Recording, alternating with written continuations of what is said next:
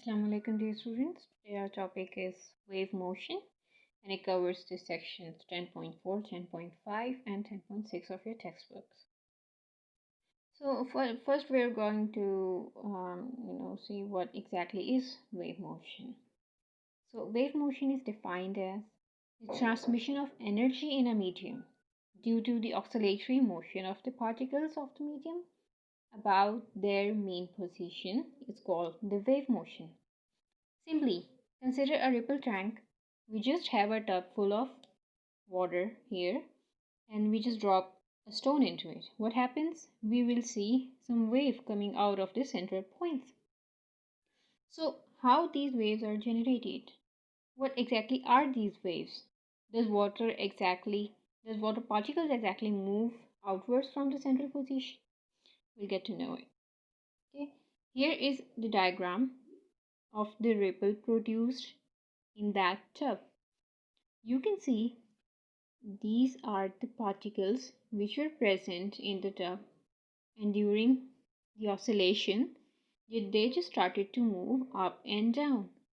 After some time this particle will move here, this will move here, this will move here and here, like this,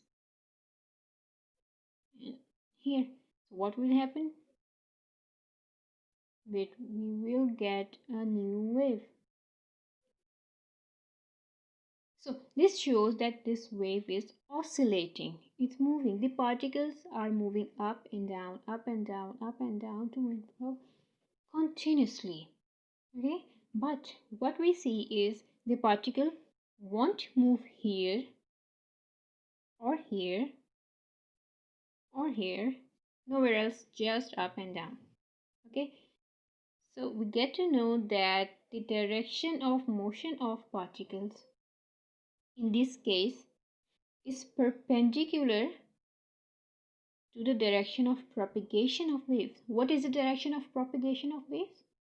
The outward direction from the source. In this case, the outward direction from the source will be this, this, this. And here, the outward direction is to the right. Okay? So these particles would just oscillate about their mean position without going anywhere else. So what exactly is causing this motion? Why are they moving? We'll get to know the answer later. Similar examples of waves are if you just fix the point of a string, the end of a string to a fixed point and just shake it. Just apply a force that produces oscillation. Take a loose spring, attach one end to the fixed point and just pull it up and down, up and down, up and down, and it will cause oscillation. It will produce waves in it. These are the examples of waves. Now, if the wave is not the motion of a particle, the particle won't move from their position, they will just oscillate. Then what will actually move? The answer is waves are the means of energy transfer. Energy will move from one point to the other. From here to this particle will transfer its energy to this particle will transfer its energy to this one, and in turn it will transfer it to this one, and this one, and this one. So the cycle continues. In this case, we say that waves are the means of energy transfer. Energy is transferred during wave motion. Okay, so waves are nothing but the transfer of energy.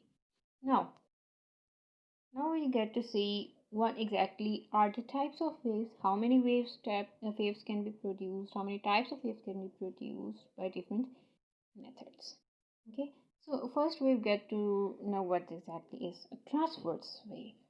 A transverse wave is a wave in which vibration of the individual particle of the medium is perpendicular to the direction of propagation of waves is called transverse waves. So what we see For transverse wave, it is necessary that the vibration of individual particles should be perpendicular to the direction of propagation. See here, or take this example. What do you see here? What is the direction of propagation of this wave? This is the direction of propagation of wave. Wave is traveling in this way. But what is the direction of oscillation of particles? It is like this. This. Okay, so these two directions are perpendicular to each other. So this is a transverse wave. Same goes in the case of that ripple tank. Direction of propagation is to the right, and the direction of oscillation of particle is just perpendicular to it, just up and down, up and down. Okay, this is it. And one more thing, in transverse wave, what we will get? How will we measure those waves? We use the term crest and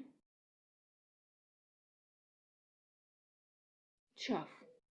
Okay, these are nothing but crest determines that the wave is at highest point, and trough is the wave at the lowest point. You can see it here. This is the crest, this is the trough. This is the crest, this is the trough, the crest, and so on. Now, moving to the second point, the longitudinal waves. What are the longitudinal waves? The waves in which particles of the medium vibrate about their mean position parallel to the direction of propagation of waves is called longitudinal waves, or sometimes we also call them compressional waves.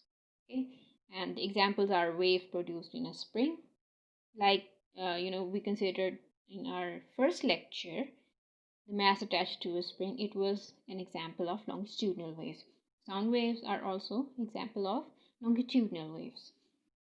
Now, what are the properties of longitudinal waves? Longitudinal waves travel in the direction parallel to the direction of propagation of waves.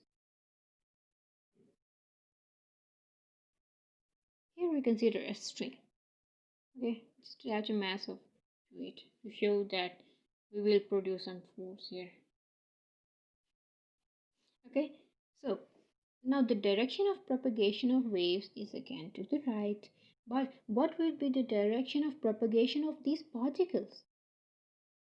The direction of the propagation of these particles will be to the right. As we saw in the case of transverse wave, it was just up and down and perpendicular to the direction of propagation. Now in the longitudinal case, it will be just parallel to the direction of propagation. These are called the longitudinal wave. And in this case, we don't have crest and trough. We have compression and rarefactions. What exactly are compression and rarefactions? You're already familiar with this diagram.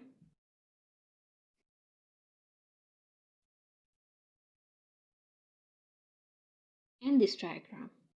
In this case, the total length of the spring increases. This is called rarefaction. And in this case, the total length of the string decreases. This is called compression. It will just continue compression and refraction till the spring comes to rest due to the air resistance or different kind of resistances. Okay, so these were the two types of waves we were gonna study in this chapter. There are also some other types of waves like electromagnetic waves and light waves and etc. etc.